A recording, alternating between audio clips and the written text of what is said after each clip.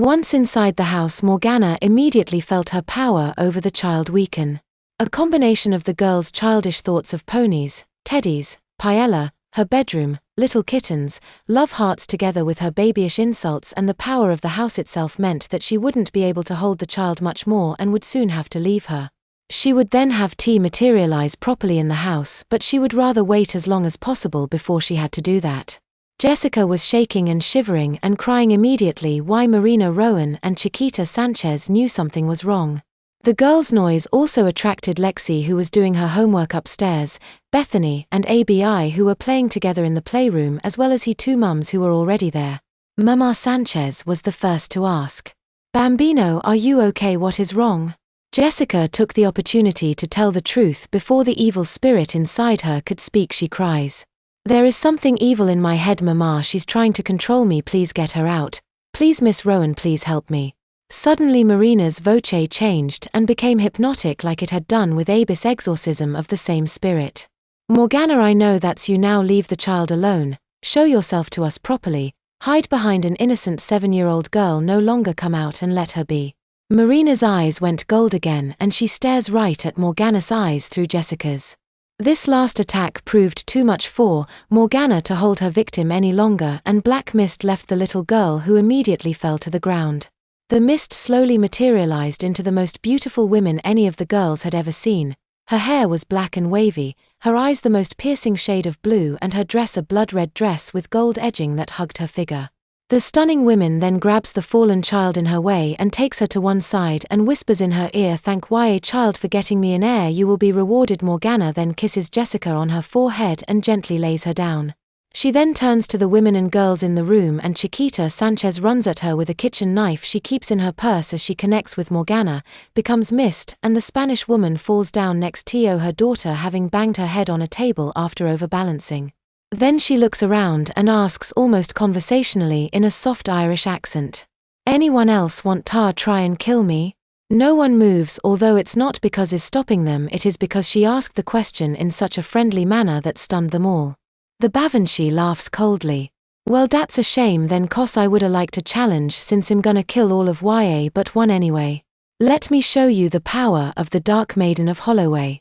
Morgana sends 3 jets of red energy towards the 3 white witches, who only just dodge them. Bethany, who knows no offensive spells land, can't levitate things, yet dives behind a sofa at her mother's instruction. Marina telekinetically levitates a chair and launches it at Morgana, who sends a fireball to reduce it to dust. Lexi calls the banishment of Dark Sprit spell, which doesn't cast properly cause she is panicking. Then Morgana levitates her while Lexi is recovering because the spell took a lot of energy. Then and throws her as hard as she could into the sharp corner of the kitchen sideboard. There is a very audible, sickening crack as some part of Lexi's anatomy is shattered in many places. Seeing this, Marion loses the will to go on and breaks down into floods of tears. Unable to fight any longer, she begs for the life goddess Shadowray to help her. "Mighty Shadowray, goddess of all life, I beg thee to aid me against one who turned from you. Only with your power I can beat her and destroy her. She is too strong for me to fight alone. I beg you, Shadowray." She falls to her knees distraught, and Morgana whispers sadistically in her ear, "How pathetic. The matriarch of the Rowan family, who were once such a deadly threat to their first cousins the Murphys, now kneels broken before one she swore to destroy, and even her goddess has abandoned you after all you have done for her. Your oldest daughter is dead. Your other daughter is paralyzed with fear and knows no way to defend herself. You are finished, Lady Rowan, and so is your whole family, since you have no relatives left on the Rowan side, and your husband's side won't even let you see them because they blame you for your husband's disappearance. If I had a heart, it really would bleed for you, cousin. Just like yours is about to." The Bavanshi laughs evilly and draws a curved dagger from her dress, and there's no resistance from the broken women as the knife plunges deeper. "Oh, is there not?" As the blade touches her heart, something takes over Marina Rowan. The dagger melts and pours from her wound but causes no pain or burning. The wound instantly heals and Marina slowly turns to face her cousin. Her eyes so bright, Bethany frozen in fear and shame before is realized from the spell that fear wove over here and can see them from where she is hidden. Marina speaks straight to the Bavanshi in a voice that is not her own. "No betrayer, fallen one, it is you who is broken and finished. It is you who fell so far from my grace that you were beyond redemption. It was you who murdered your own father because he was doing my will of ridding the city of Holloway of your kind. Did you not give your half-brother smallpox for being the son of a rapist?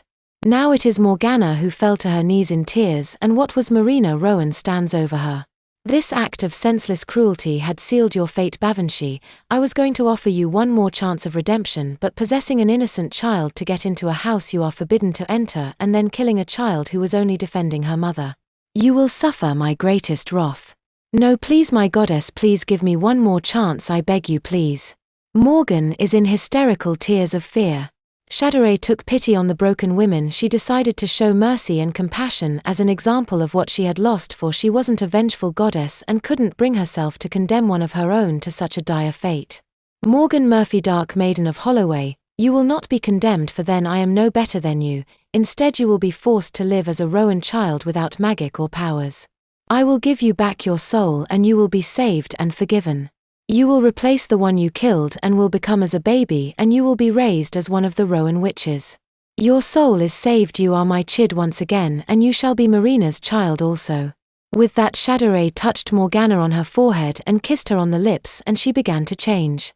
Then Shadowray left Marina to bury and grieve for her dead daughter. Bethany came out of her hiding place and threw herself onto Lex's chest and cried her heart out for her dead sister. Marion came alongside her, but not crying. She embraced her youngest daughter, and ABI came over and Marina embraced her too. ABI was traumatized, and it wasn't surprising. After all, she had just watched a fight with magic and had just seen her mummy kill someone. Slowly the Sanchezes got up and saw the body and left the Rowans, giving they time to grieve for their lost loved one. ABI then noticed that her mother was gone and so were her clothes, and in their place was a naked, bewildered-looking baby girl. She picked up the baby and let Marina know. The baby had blonde hair and green eyes and was very pretty. She was sitting on a beautiful red dress all scrunched in a heap. Who was this baby girl, they all wondered, but one amongst them knew exactly who it was. Epilogue: a family reunited. After 1 year, Marion got married to Paddy Brightwater after they got to know each other really well, and it was discovered they had both lost a child. Marina had lost her oldest daughter to a sorceress and Paddy lost his youngest twin to a hit-and-run accident. She went into a coma and died soon after. This mutual grief brought them closer together, and the big Irishman was like a gentle giant with the kids. He never shouted or slapped the girls, and he fully accepted that every girl in the house except the 3-year-old Jessica was capable of magic, and all of them followed the Wiccan faith. He even agreed to enter into it himself and learn the magic that Mariana taught to her children. The Brightwater Rowans were a family once again. ABI had a mother who loved her, and Bethany and Jessica had father to protect and teach them. Then things started to go wrong. After the couple had only been married for 3 years, they began to row constantly about little things. The 3 girls were worst affected. The now 5-year-old Jessica started regressing a little. She started having accidents at school and she became withdrawn and sad. Bethany and ABI started falling behind in school and couldn't always sleep properly, and the memories of their dead sisters came back as new wounds. It seemed that after many months of heated rows, angry words, and tears, things started to settle down, but the family was nearly destroyed in the process and there was nearly a divorce. The ill feeling lasted for 9 months until October 31, 2009, when there was 2 new additions to the family, 2 identical baby boys called Jonathan and Joshua. It then became obvious to the kids why their mum and dad were arguing so much and why it settled down after the twins were born. Both parents were overjoyed at the new additions to the family, but Marina would rather have had other girls to add to the Rowan coven, although she never let this on to anyone. After another year, Paddy had a dream and he was called to the Oathbound cause his family had pledged 300 years ago to them. He was called before the Raven Hallow Council but marked for execution not to take up his oath of service, although he was not aware of this at the time.